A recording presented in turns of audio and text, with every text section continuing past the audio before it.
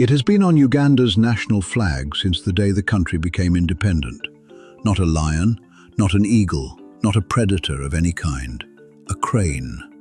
Standing with one leg raised, calm, dignified, long recognized as a national emblem, with its raised legs symbolizing the country's forward movement. The grey, crowned crane. And it is disappearing.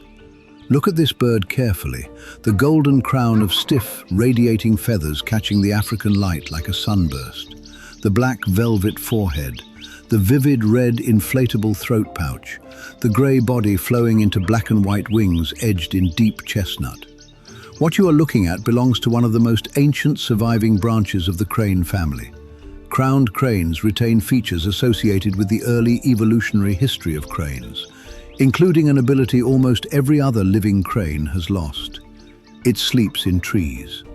Most crane species roost on the ground or in shallow water.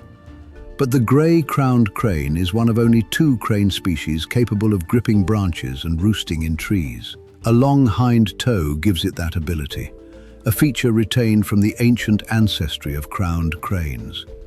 But it does not normally nest in those trees. Instead, the grey-crowned crane builds a platform nest from grasses and other plants, usually hidden among dense wetland vegetation. Both parents share incubation for approximately 28 to 31 days. And when the chicks hatch, they are already well developed and capable of moving with their parents soon afterward. These birds form strong, often long-lasting pair bonds, a partnership reinforced through one of the most breathtaking displays in the African grassland.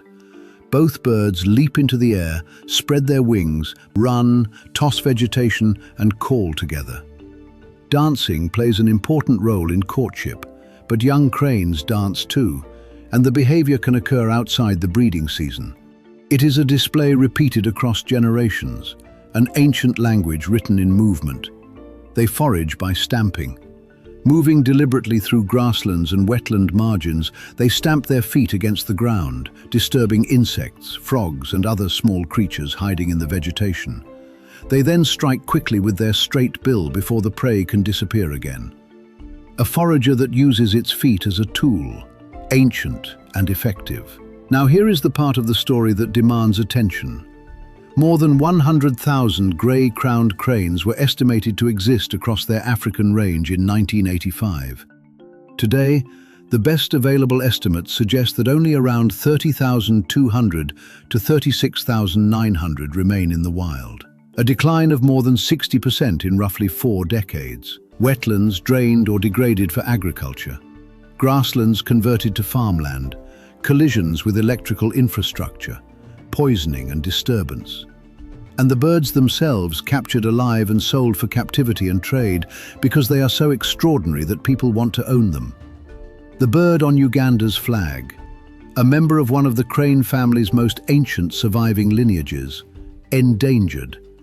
Conservation teams and local partners are now working across parts of the bird's range, protecting breeding sites, restoring wetlands, reducing illegal capture, and helping communities live alongside wild cranes. But the overall population is still declining.